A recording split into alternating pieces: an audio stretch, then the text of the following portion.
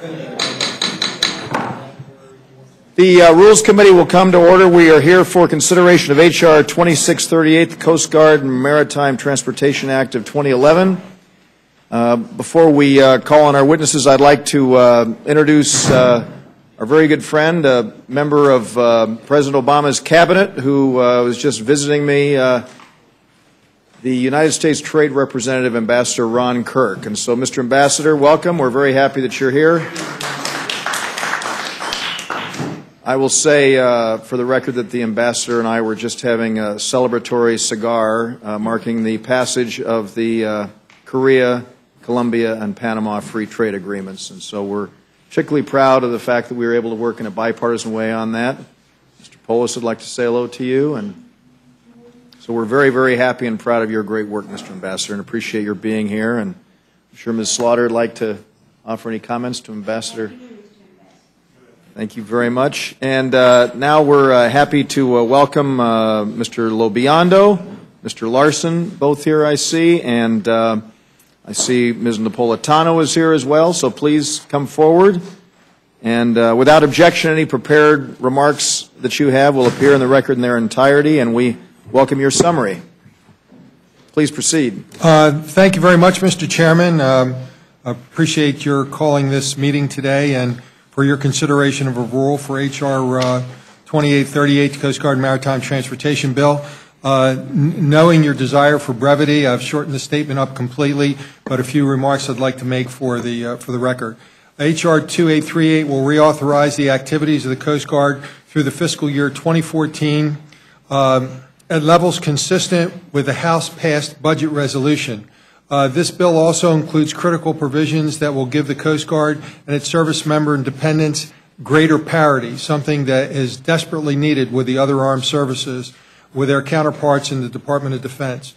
Ensuring parity among the armed services has been a top priority of the committee for some time, and I am proud to say that this bill makes significant progress towards aligning the Coast Guard's authorities with those granted to DoD.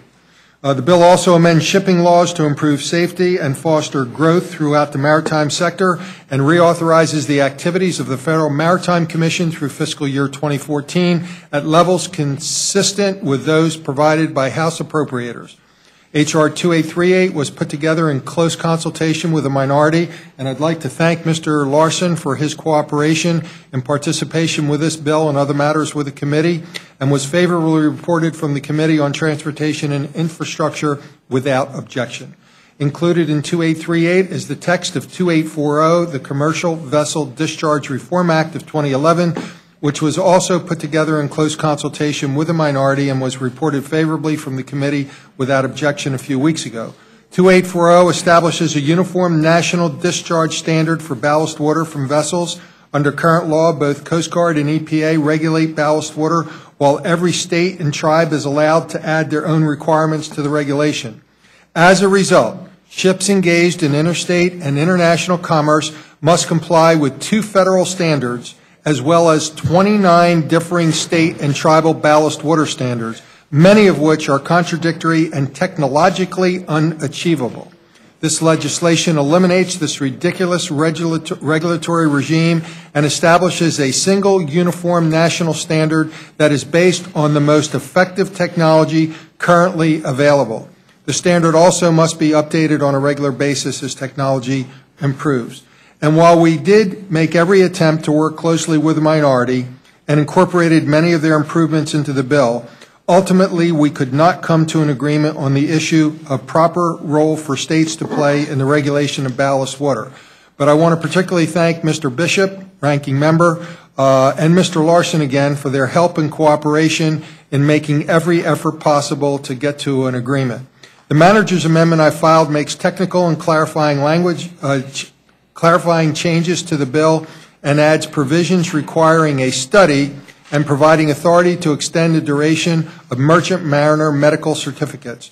The most significant aspect of the manager's amendment is an addition of portions of H.R. 2839, the Piracy Suppression Act of 2011. 2839 was put together in close consultation with the minority and was reported favorably from the Committee on Transportation and Infrastructure without objection. I respectfully request the Committee on Rules to grant a rule providing an appropriate amount of general debate equally divided by majority and minority of the Committee of Transportation and Infrastructure.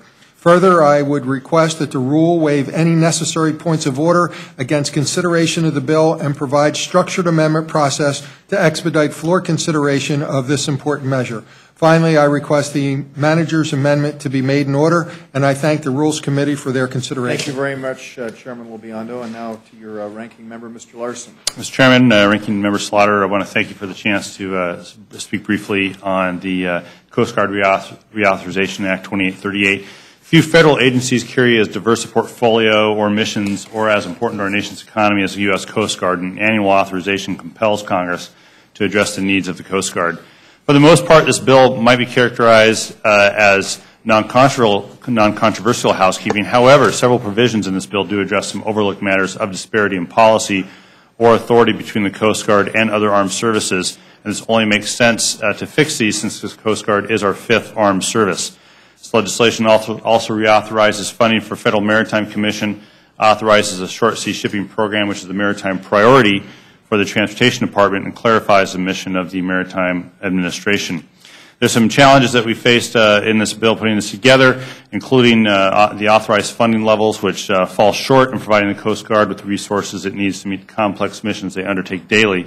Over the course of several hearings this year, we heard a lot about the Coast Guard doing more with less, but I think we're in a position now where it's more likely the outcome of a Coast Guard with fewer resources will be a Coast Guard doing less with less.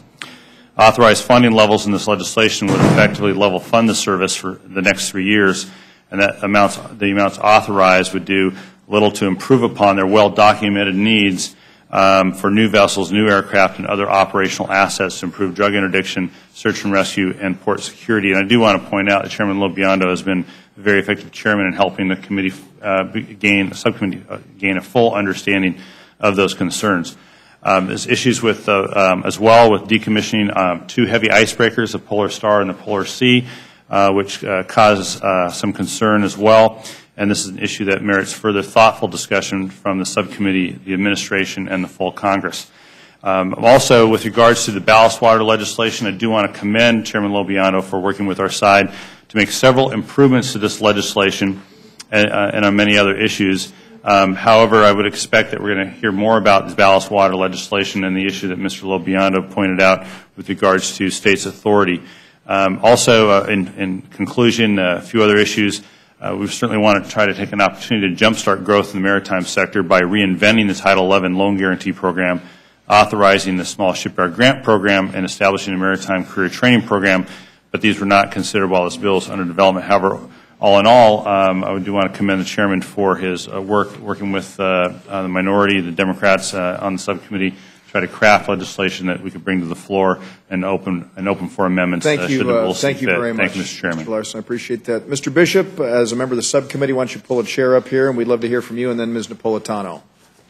No, stay right here, gentlemen. There's plenty of room. We can get a dozen people at that table. You wouldn't believe it. That's how you stack. Yeah, that's exactly right.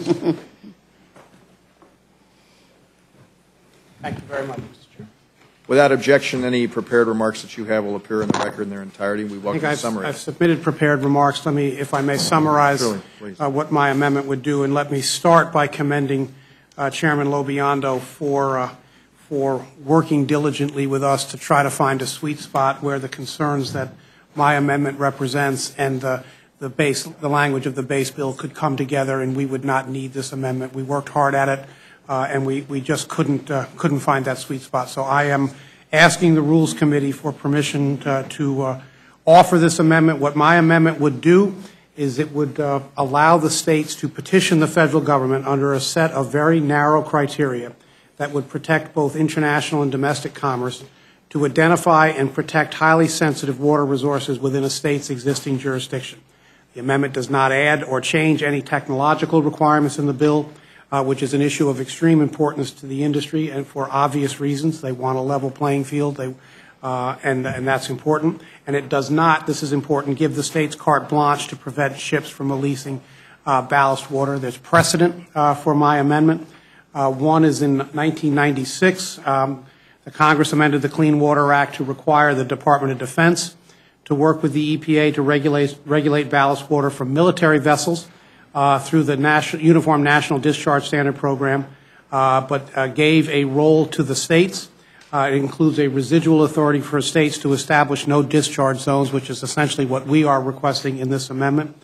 The second is that Section 312 of the Clean Water Act, which is perhaps the closest analogy to the ballast water discharge issue, establishes uniform standards for discharges of marine sanitation devices, but it specifically reserved marine sanitation devices, by the way, marine toilets, reserves a role for states to create no discharge zones for important state waters that are particularly important with respect to protection of the environment. So what my amendment is, as I say, would carve out a very narrow role for the states to play so as to allow them to protect waters that they consider to be particularly sensitive environmentally. I would ask to be able to submit for the record a letter from the Environmental Council of the states which endorses my amendment. And without objection, the letter will appear in the record. Thank you. And I also to submit for the record a letter from the California State Lands Commission, which takes a similar position to the Environmental Council. That letter will appear in the record as well.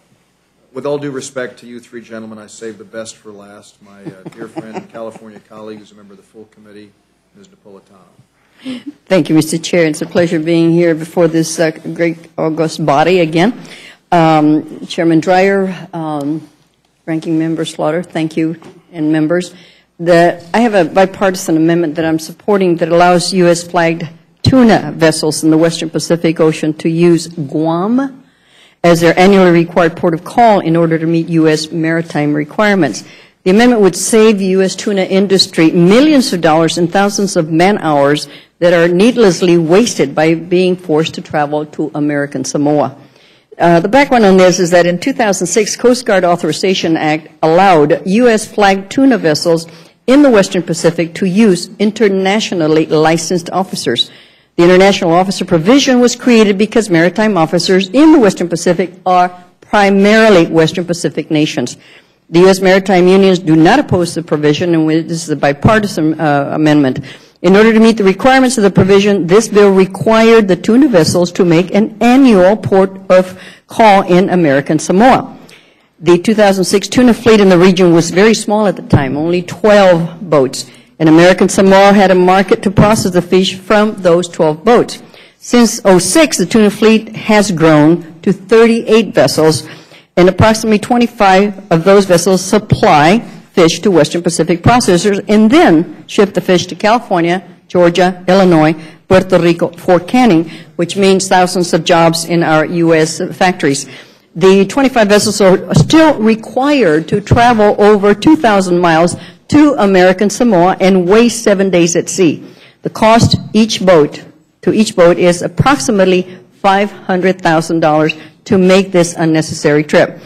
The purpose of the amendment is to give those tuna boats the option of stopping in Guam in order to meet the requirement of visiting a U.S. port once a year while receiving marine inspection by the largest Coast Guard sector station in the region. And by the way, Guam is very close to the tuna fishing grounds.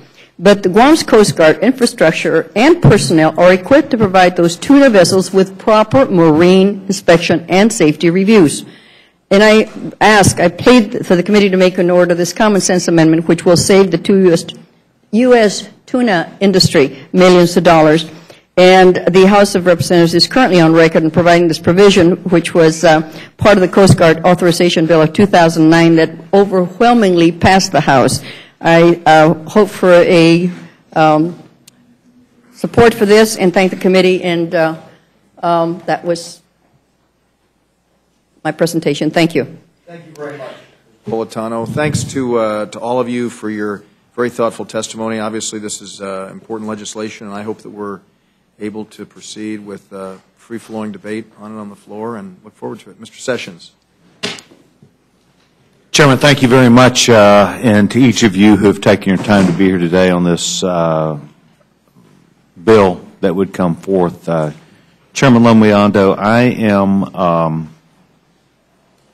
not up to date with the things that Mr. Larson spoke about, but I hear them on a regular basis about the ballast issues and others, and it's my hope that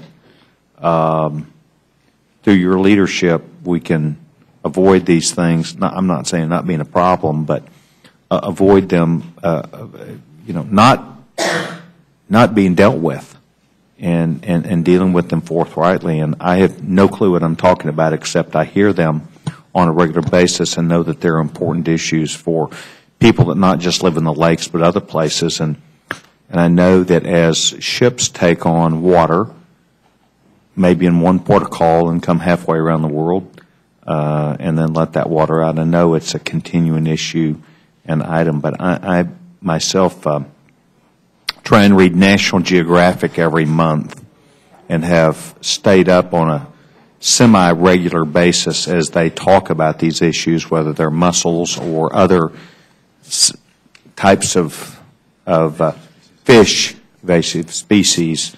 And I just think that your friendship and longtime duty to this committee, that you have one member here who's interested on a professional portfolio basis of you staying up with at least this member on this issue. And I would appreciate you doing that. Just we can do it as you see fit, or when the issues come up, maybe notifying me of meetings, but I'm interested in that. And I don't know if you have any comment on that, but I respect and appreciate your outstanding leadership as well as your continued push as it dealt with the FAA a few months ago as you do your duty to this Congress.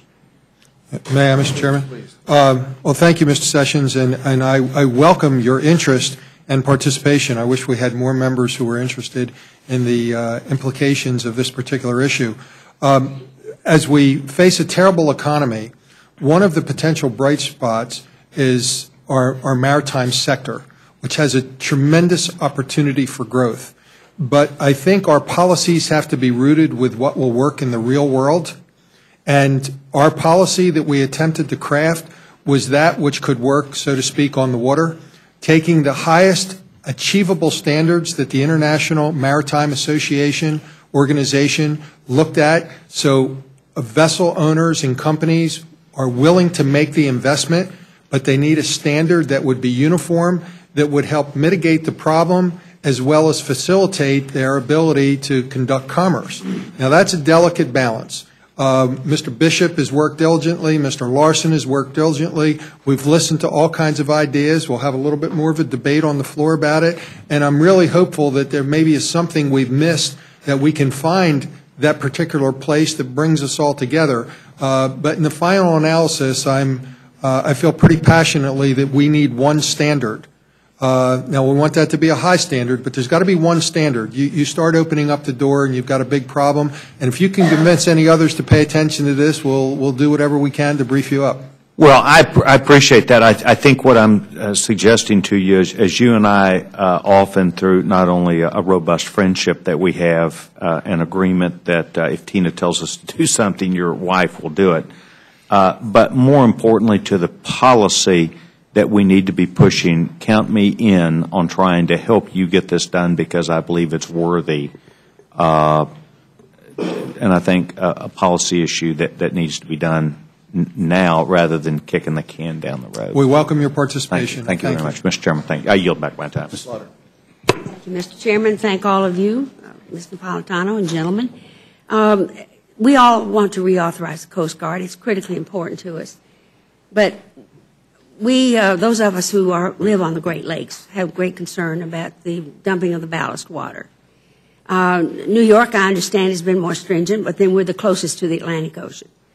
Over 139 non-native species have already been dumped into the Great Lakes.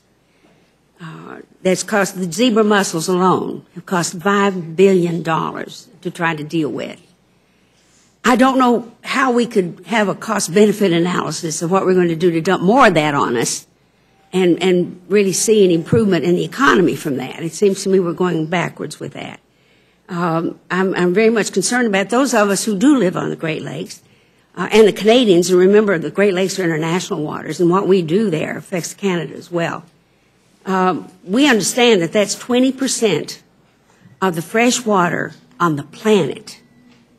And we've all felt, as have all members on both sides of the aisle before us, that we have a serious obligation to the Great Lakes. Water may, in our lifetime, become one of the most expensive and scarce commodities on this planet. So Congressman Dingell and I have two amendments. One, we want to strike Section 7. We would think that I've always associated the Republican Party heavily on states' rights, but what you're doing with this bill is taking states' rights away. We're not too willing to understand that. But since the reauthorization of the Coast Guard is probably going to pass almost unanimously by itself, we're a little perplexed as to why you put this bill on here that would obviously many of us on both sides of the aisle, again, are very much concerned about. Our second amendment would let the states make their own decisions, and pretty much, I think, like Mr. Bishop's amendment, number 23, 22, and 23. And we hope very much to get this committee to make those in order so that we can try to do what we can on the floor and to give all of our people who've fought for this for years. And remember, that's the drinking water for almost everybody up there. But just imagine that. The last really clean, pure, fresh water on this planet is in those Great Lakes, and we already have 139 invasive species, and we're inviting more. Economically, sensibly, in no way does that make any sense to me. So we'd very much like the opportunity tomorrow to do something about that. Do you want to speak on that, Mr. Larson? If I could. Mr. Chairman, Ranking Member. First off, I just, for the record, have a statement in support of making Mr. Bishop's amendment in order. I'd like to enter that for the record. Second, I just want to emphasize on behalf of perhaps on behalf of the subcommittee, but certainly my impression of the discussion that we had in the subcommittee, that we took these issues very seriously. The issues you've laid out, we took them very seriously, trying to find that sweet spot, as Mr. Bishop has pointed out, of where the states are and what the federal standard ought to be, can differ depending on where you sit, on which state you happen to be from. It has nothing to do with any party. It has to do a lot with where the states are on these issues. We just have an obligation. And right, and so it has been a struggle, but I want to assure you that we did, in fact, struggle and try to come to an accommodation on this all the way around. But you couldn't. It's a very difficult issue, as you can imagine, and you laid out very clearly. That's what we're here for. Yeah. But, you know, I mentioned the 139 invasive species in the Great Lakes, but there are 4,500 in the United States, all being fought with our tax dollars to try to preserve what we've got. So I hope everybody will be very thoughtful about that, but I do hope this committee will make our amendments in order. Thank you very much. Thank you. What else? Mr. Hastings. I appreciate your thoughtfulness with regard to what are extremely difficult issues. I echo the sentiments of Ranking Member Slaughter. I'm fully supportive of Mr. Bishop's amendment being made in order. And Ms. Napolitano, until I talk to Eni Falomio Vega, I'm not sure about where I stand on the amendment you offered. That said, I'm curious, is it anticipated, and I'm speaking specifically to the chair and ranking member, is it anticipated that the Environmental Protection Agency is going to come forward with new regulations with reference to ballast water at some time during the course of this month? They are working on draft regulations as we speak that will look a lot like what we're proposing, I believe. Yeah, if I might add, the timeline for that's about 2013, and the EPA and the Coast Guard are working in conjunction because each of them have a piece of this. Okay, then following up on that, of course I will. My friend Ms. Napolitano has just indicated that she has a meeting that she has to attend, and I just want to make sure that if there are any member who would like to ask a question of Ms. Napolitano, if they would do that out of respect to her scheduling challenge. If not, thank you very much for being here. Appreciate it. Thank you. Sorry. Thank you for you. No problem. Thank you, Mr. Chairman. As a follow-on to the concerns about ballast, the IMO's standards, am I correct? I'll put this question to Mr. Bishop, are not as strict as New York's or Michigan's standards at this time. They are not as strict as New York, nor Michigan, nor California, and I believe some other states as well.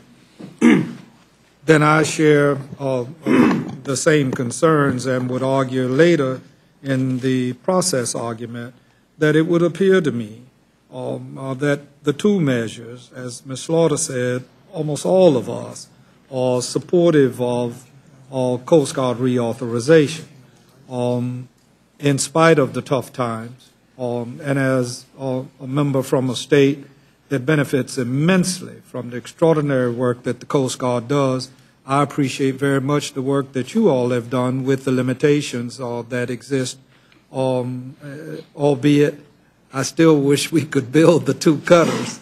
I hope we don't, not just as it pertains to the Coast Guard, but generally don't put ourselves in the position of not modernizing when we should. And the Coast Guard desperately needs those cutters, and I'm not suggesting at all that they don't need to meet the standards that you require of them as well. However, I don't think process-wise, and this isn't necessarily your prerogative, I don't think process-wise we should have these two measures here teamed up, because those of us that support Coast Guard authorization but may very well support the states because of the potential for invasive species coming through the ballast water, are now put in the position of having to vote either against Coast Guard authorization and or for the measure and be at the mercy of our conscience.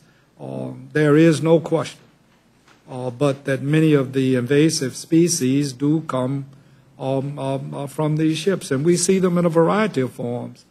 And I appreciate your need to balance all the standards, but I would think the Great Lakes, Michigan, California, all of the coastline states should have the opportunity to set standards. And I'm not so sure if IMO standards are not as strong that I would not want the strongest standards to be enforced. Otherwise, we're going to wind up where Ms. Slaughter said. We're going to wind up in a position of having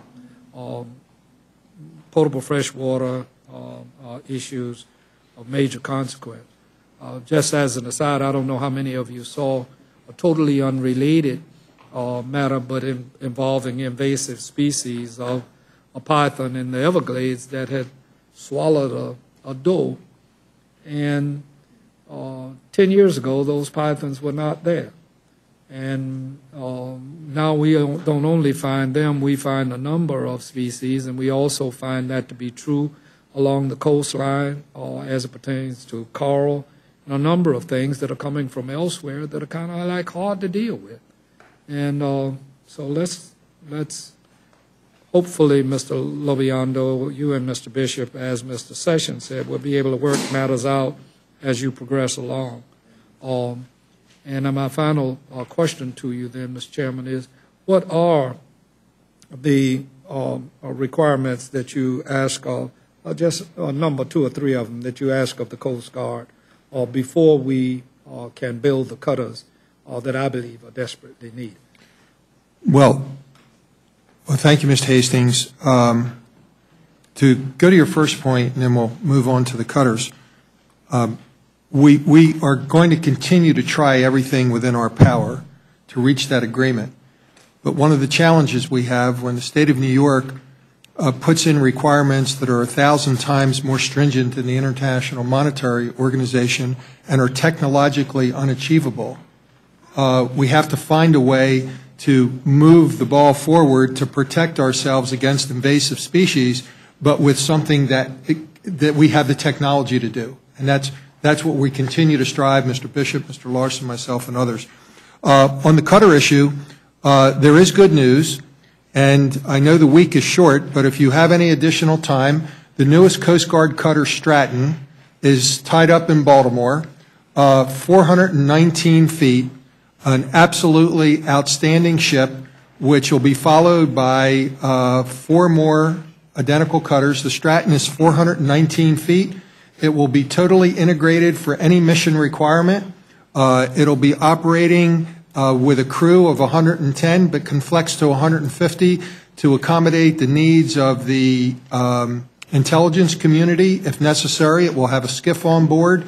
It will also be able to be integrated into the Navy if required in the theater of war. It is moving forward in a very cost-effective manner, and I think this is going to be very good news for the Coast Guard. After some bumps in the road, you can look forward to a couple more cutters following up very quickly. Thank you very much. Yes, Mr. Bishop. Thank you. Just for clarification, my amendment would not change technology standards that are embodied in the base bill. There would be a national standard, and industry would be able to, in effect, staff up with one common set of technology. And also, if this bill were to pass with my amendment, it would result in a diminishment of the New York standards. Right. And a stronger reason than to support Mr. Bishop's amendment. Thank you very much. Ms. Fox. Thank you, Mr. Chairman. I don't have any questions. No questions. I yield back. Scott? Mr. Webster? Gentlemen, thank you all very much for being here. Thank you, Mr. Chairman and committee. Thank you very much. Thank you. Our next panel will consist of Ms. Baldwin, Mr. Palazzo, and Ms. Richardson. So the three of you could come forward, and without objection, any prepared remarks that you have will appear in the record, and we welcome your summary. Let's begin with Ms. Baldwin. Oh, Mr. Thompson, I see that you're here. You want to join us at the table here? Mr. Thompson, if you'd please take a seat here next to Ms. Baldwin. We'll begin with Ms. Baldwin. Thank you, Mr. Chairman.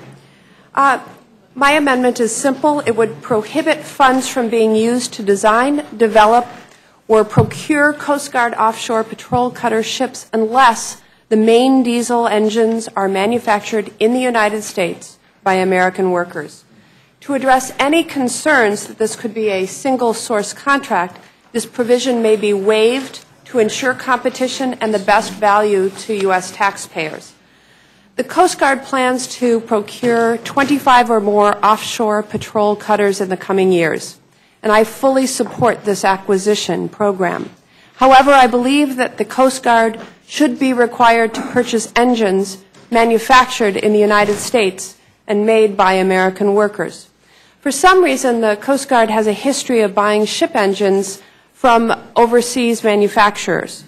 We also know that the Coast Guard has a history of designing ship platforms which give preference to overseas manufacturers, resulting in major contracts going to those foreign manufacturers. This practice is driving American manufacturing jobs overseas. Although Congress required that vessels for the Coast Guard be manufactured in the United States starting in 1993, in recent years, the Coast Guard has continued to procure vessel engines from foreign manufacturers. Mr. Chairman, I view this as just plain wrong. The offshore patrol cutter is a 25-ship class, one of the Coast Guard's largest cutter classes. Making these ships here in America would generate a lot of U.S. manufacturing jobs for many years to come. But absent some direction from this Congress, I believe that the Coast Guard will continue to send American manufacturing jobs overseas. With unemployment at 9.1%, Mr. Chairman, we can no longer tolerate this situation. Let's bring these jobs home. Let U.S. manufacturers compete for our federal taxpayer dollars. It's my understanding that the bill before us today is one of the top priorities of the Committee on Transportation and Infrastructure. Chairman Mica and Coast Guard and Maritime Transportation Subcommittee Lobiando have put together a bill that is fiscally responsible and, according to the committee website, quote, includes programmatic reforms to help ensure the Coast Guard better utilizes resources and more efficiently replaces its aging assets, end quote. Mr. Chairman, my amendment is just such a reform. It's a small, necessary change to the current Coast Guard procurement process that will strengthen the U.S. diesel engine manufacturing base and create many well-paying American jobs. and it will ensure the Coast Guard better utilizes resources and is efficient in procuring offshore patrol cutter ships. Indeed, both Chairman Mica and Chairman Lobiondo supported a similar Buy American provision in the fiscal year 2011 Homeland Security Appropriations Bill. Mr. Chairman and my fellow colleagues, we do have a choice here. We can continue funneling good-paying jobs overseas, or we can allow my amendment to move forward, putting the best interests of America's working families and our national security first. Thank you. Thank you very much, Ms. Bowe. Mr. Palazzo. Thank you, Mr. Chairman. My amendment would strike Section 303 of the bill, which places unneeded and harmful restrictions on the future contracting and construction of the United States Coast Guard National Security Cutter. The National Security Cutter is a much-needed and extremely cost-effective ship for the Coast Guard and has actively proven its value through highly successful counter-drug and other missions while replacing an aging Coast Guard fleet. This is a ship that they desperately need and replaces the 378-foot endurance cutters, most of which are 40 to 50 years old. Just recently, the Commandant of the Coast Guard, Admiral Papp, told the press, "We can't get the rest of these fast enough." On average, the Coast Guard's legacy high-endurance cutters are only able to achieve approximately 140 of their programmed 185 days underway a year. Maintenance costs continue to escalate, and further delay of the transition to the National Security Cutter will only exacerbate challenges we are already facing meeting fleet readiness and mission requirements. This ship represents the centerpiece of the Coast Guard fleet. The first two National Security Cutters are enabling the Coast Guard to meet a wide range of missions now. During its initial employment, the National Security Cutters have netted hundreds of millions of dollars in drug busts. In fact, the street value of cocaine seized in the NSC's first two deployments alone exceeded the cost of the ship itself. It is easy to see that this ship is an exceptional investment in our national security. As it currently stands, H.R. 2838 would prohibit the Coast Guard from moving forward on NSC 6 and NSC 7. The $77 million pending in FY12 will enable the Coast Guard to contract for long lead time materials and transition to a planned construction contract in FY13. This is the most cost-effective method of procuring and building any ship, whether it's for the Coast Guard, Navy, or Marine Corps. As you delay shipbuilding contracts, labor costs and material costs go up as a result of standard inflation. As these costs go up, the cost to the taxpayer goes up, called escalation. In addition, the shipbuilders working on the ship continue to utilize the knowledge base that they have from building previous ships, saving time through efficiency and therefore saving money. Simply put, by continuing the steady production of the ship, we are saving the taxpayers money and creating a better product for the Coast Guard. This ship is extremely important to our nation's industrial base, which already faces serious challenges in a time of tight budgets. National Security Cutters are responsible for 1,300 jobs in 40 states throughout the industrial base. In a time of deep cuts, this means real American jobs. We can't afford for America to lose more in terms of our economic and national security. I urge this committee to accept my amendment. Thank you very much, Mr. Butts. Appreciate it. Ms. Richardson. Thank you, Mr. Chairman. I have three amendments before you. Mr. Chairman, Ranking Member Slaughter, and members, as I call you, House Angels on the Committee of Rules. Thank you for allowing. That is a first. And I said it one other time. Well, I missed it, and I will say it might be selective. I mean, there's some I would put in that category, but not necessarily everyone in the committee. I think you guys do more than your duty, so my hats are off to you. Thank you for allowing me to speak in support of the Richardson amendments on H.R. 2838, the Coast Guard and Marine Transportation Act of 2011. The Richardson Amendment Number 1, my first amendment, simply seeks to allow grants provided under the Port Security Grant Program to be used to pay a portion of their personnel costs. The Maritime Transportation Security Act and the Safe Port Act authorize funds to identify vulnerabilities in port security, and in order to ensure compliance with mandated port security plans. The grant funding is provided to port authorities, facility operators, and state and local government agencies so they can provide security services to our ports. However, currently, port security grant programs funds cannot be used to fund, and I repeat, statutory mandated security personnel costs. My amendment simply corrects this inconsistency between the Port Security Grant Program and other current grant federally approved programs we have. Instead, ports would be allowed to utilize port security grant programs to fund, hire, and to pay security personnel who are used to staff fusion centers, emergency operations, and counterterrorism posts. Also, in order to prevent waste and for us to be very thoughtful in forethought to avoid fraud and abuse, my amendment would also place a cap on the amount of port security grant programs that could be used to pay personnel costs at a cap of 50% per fiscal year. It's important to know that this amendment would allow us to be consistent with other federal grant programs, such as the UASC grant program, which is very popular in many of our districts. UASC stands for Urban Area Security Initiative. I respectfully bring to the committee's attention that last month I brought a similar amendment adopted unanimously on both sides of the aisle in the Homeland Security Committee during the markup of the Department of Homeland Security Authorization Act of fiscal year 2012.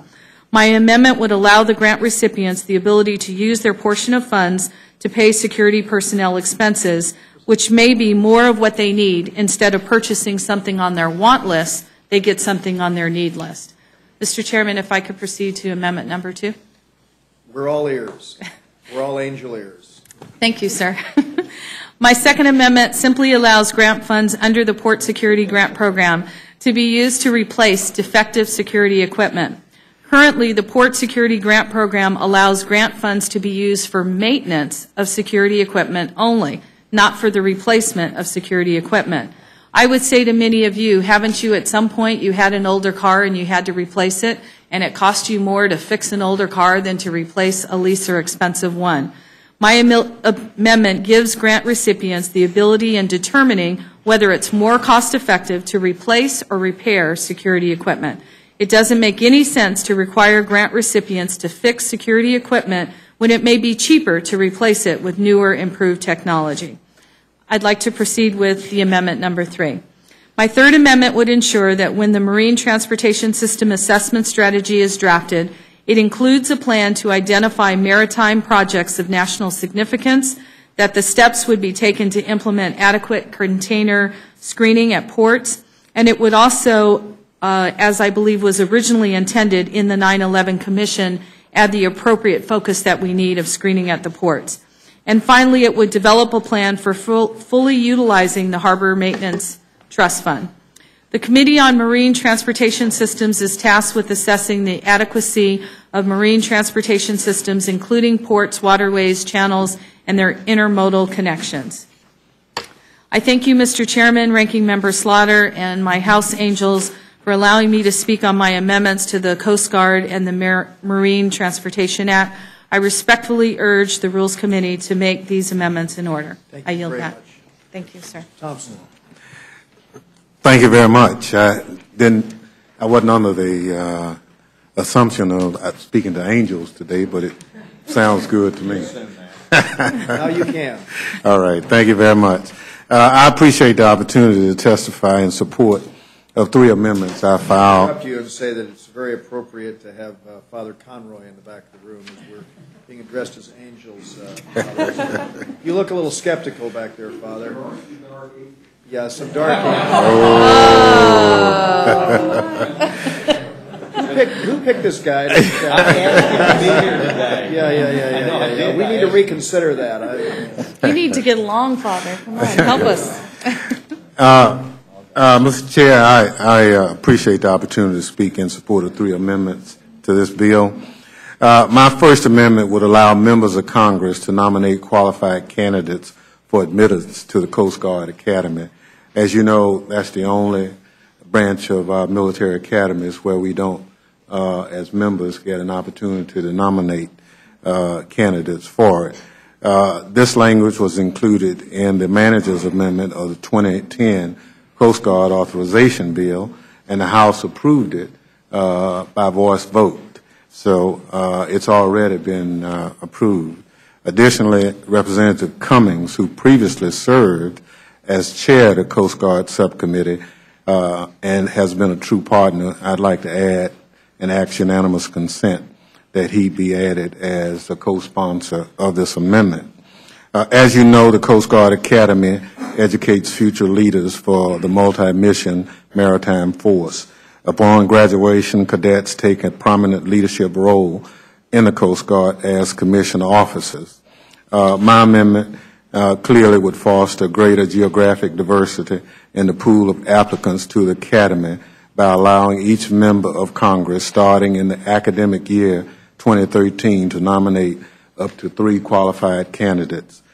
In turn, for academic year 2013, the Coast Guard would be required to allocate a quarter of the slots to candidates presented through the congressional nomination process.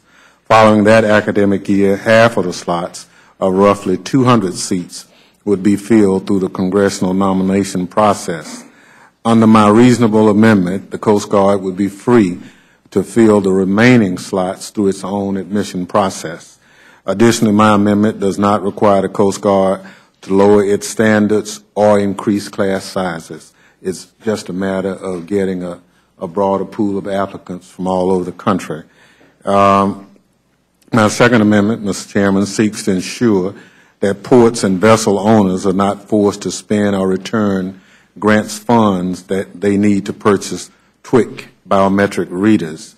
Currently, Port Security Grant Program recipients are required to spend grant funds for port projects that involve the installation of security systems, including access control systems, within 5 years of the award. The cost of the TWIC reader software and installation is estimated to be up to $5,000 per unit, and many vessels and ports are expected to need several readers.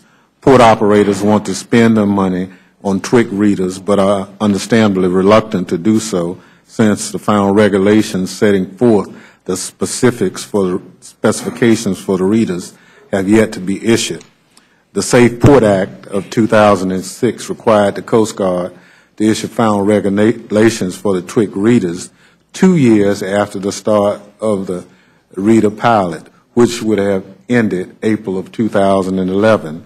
It is now November of 2011, and the TWIC reader rules process have not even begun.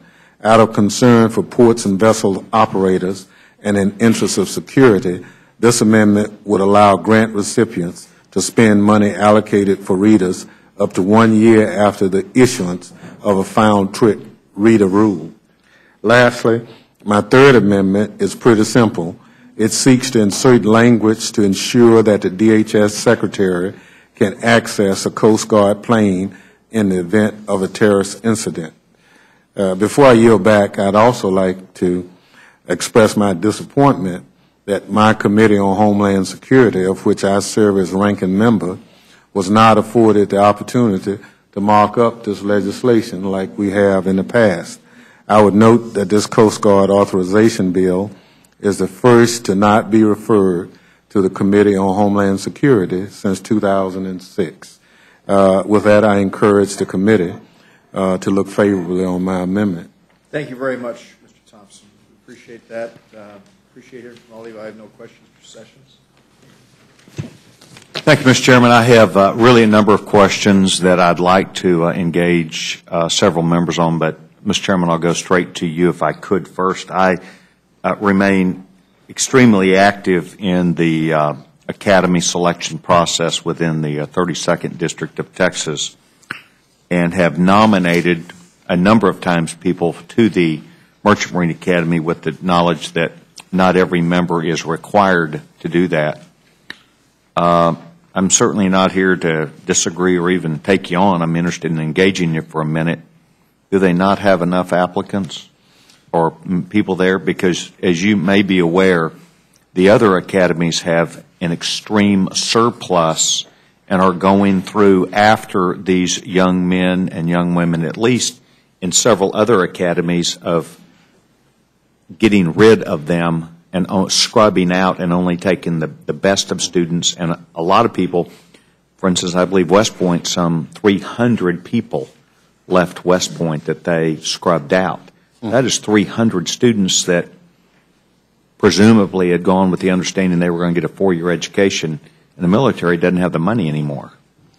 And I'm a little surprised to hear this and wonder if you could enlighten at least this member on that process. I'd be happy to. The question is, if you look at those applicants who are presently enrolled at the Naval Academy, the Coast Guard, they are pretty much along the East Coast.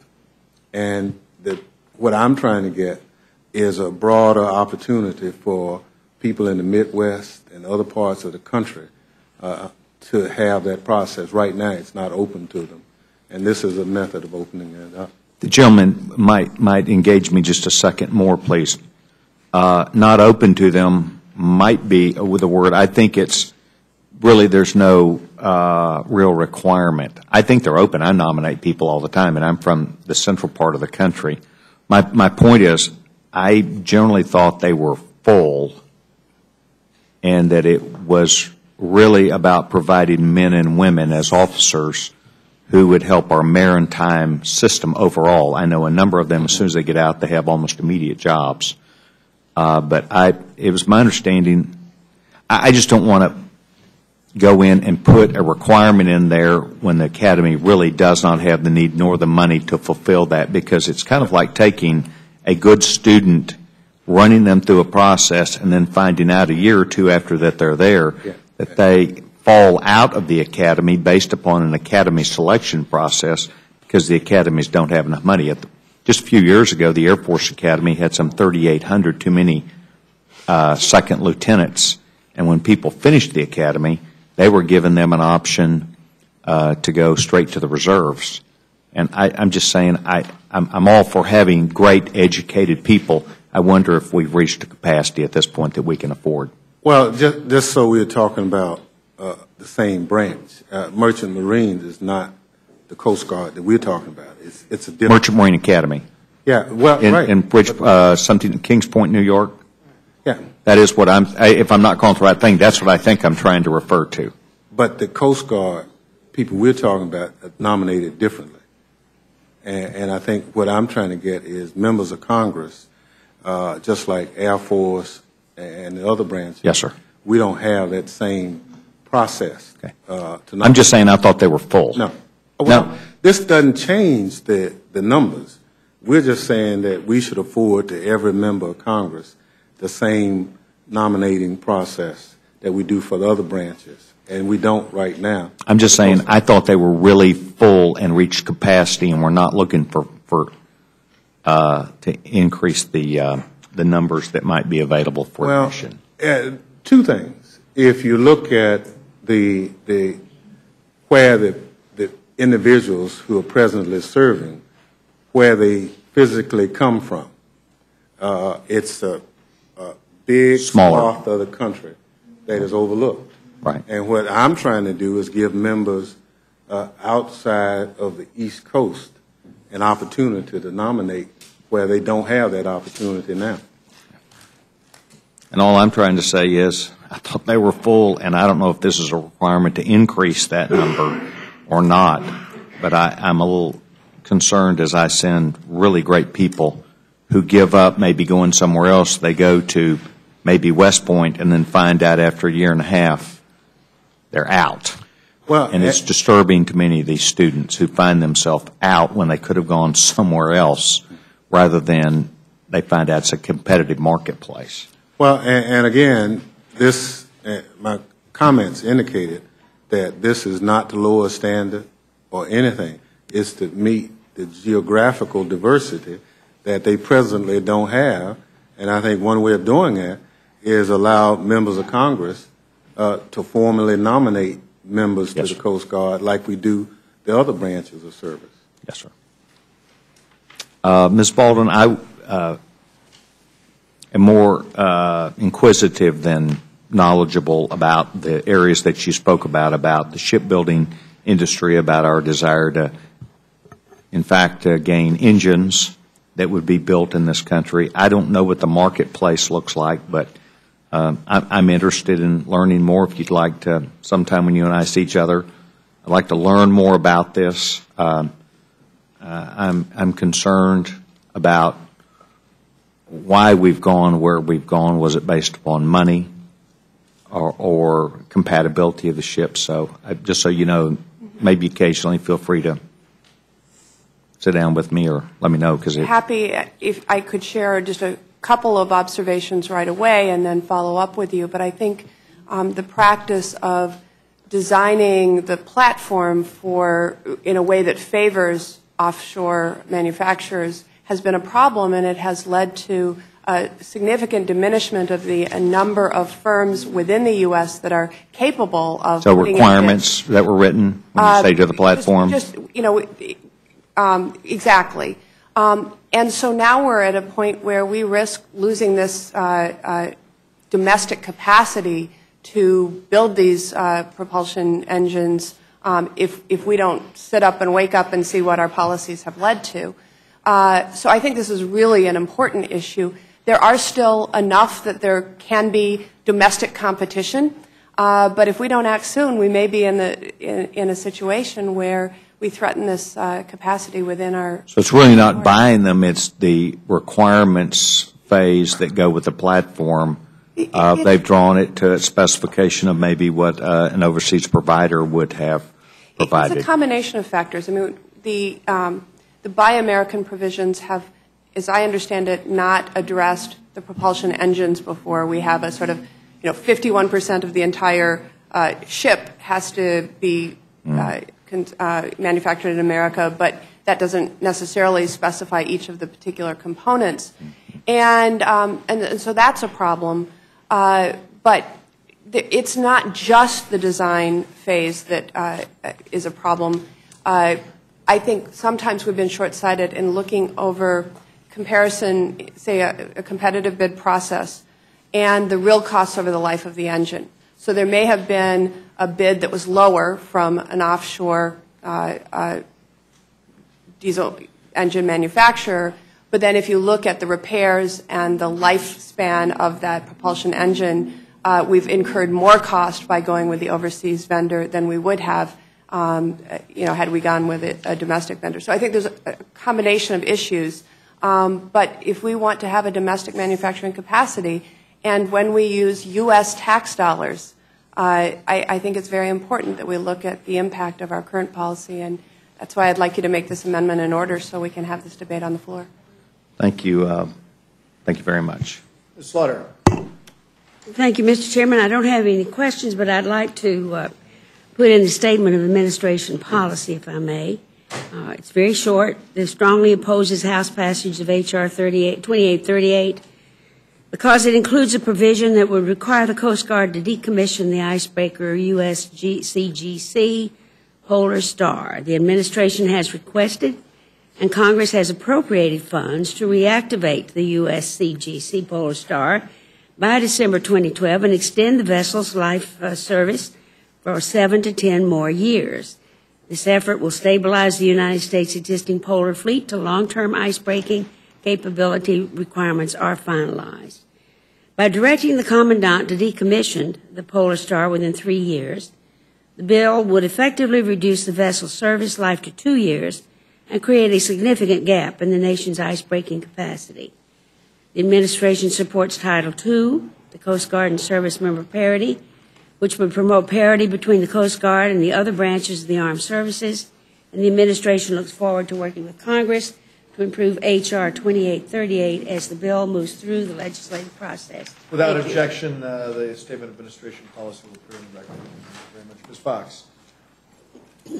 Thank you, Mr. Chairman. I'd just like to thank our colleagues for coming today and thank Ms. Richardson for making positive comments about the Rules Committee. Thank you very much. Hastings.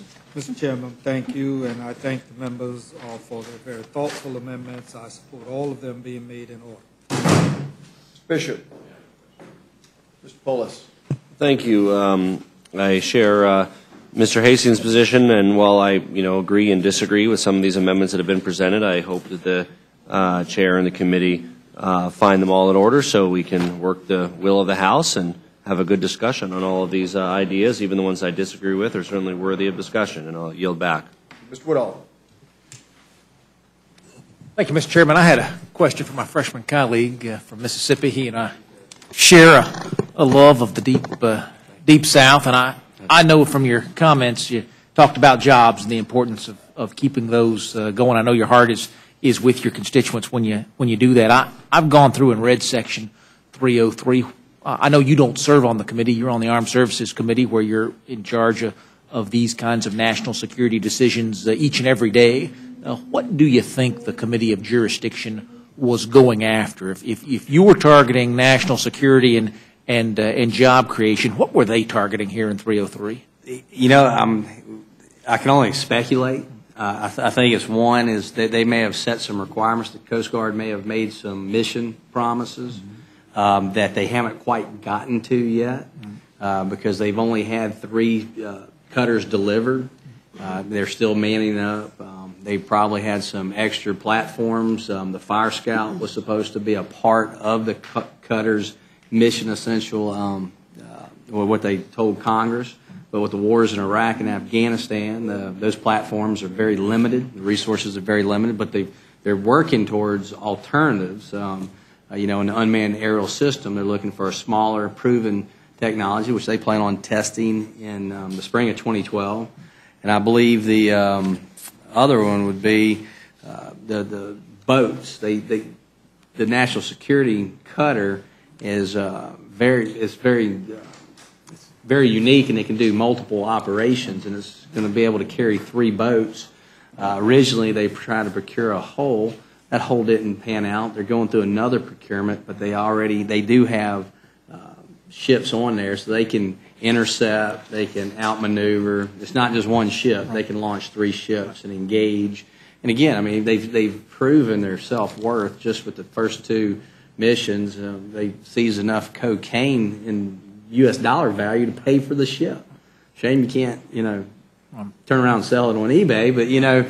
Little asset forfeiture going on. You can't really do anything. You got to burn it, but it's a shame it wasn't cash, but I'm sure they've came into a lot of cash too. But our thing is, you know, I'm not on this committee of jurisdiction, but we see, you know, we're working with the Navy, we're working with contractors. They know the procurement process needs to be fixed. They know that multi-year procurement actually saves taxpayer dollars and allows us to fill these ships faster.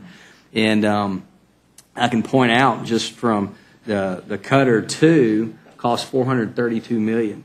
Cutter 3 cost $570 million. That's a $103 million increase. And it hadn't, you know, some of that's annual escalation in cost, but a lot of it was a 3-year gap in procurement. The platform is wonderful. The Coast Guard wants these ships, and they desperately need them. And if we keep putting it off, it's going to cost anywhere from $70 million a year to the taxpayers if we don't fill them in a normal procurement process. And as I read Section 303, it's not saying at all, don't buy these ships. It's saying absolutely buy these ships, just not yet. We want you to delay. We want you to go through these qualifications. We want you to do the rest of this process. And so it's not that there's someone saying these ships are unnecessary. They're just saying let's slow the process down. And you're saying at the end of the day that's not only going to cost jobs, it's going to cost dollars. It's going to cost jobs. It's going to cost millions of dollars. Okay. So, and it's going to lead to a delay. I thank the gentleman, and I thank you, Mr. Chairman. Governor, no questions. Thank you. Scott. Thanks to all of you for being here. And we'll conclude the hearing for consideration measure, and then Cheryl will receive the motion. Thank you.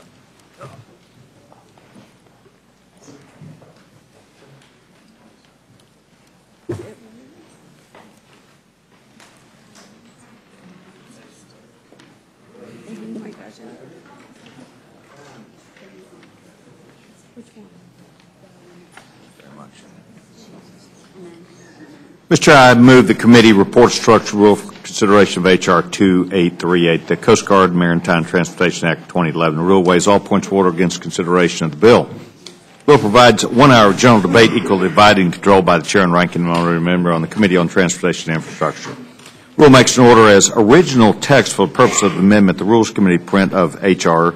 2838, dated October 28, 2011, and provides that the print shall be considered as read. The rule weighs all points of order against the Rules Committee print. The rule makes an order only those amendments printed in the Rules Committee report. Each such amendment may be offered only in the order printed, and the report may be offered only by a member designated in the report and shall be considered as read, shall be debatable for the time specified and equally divided and controlled by the proponent and opponent, shall not be subject to amendment and shall not be subject to amendment for division of the question. The rule waives all points of order against amendments printed in the report.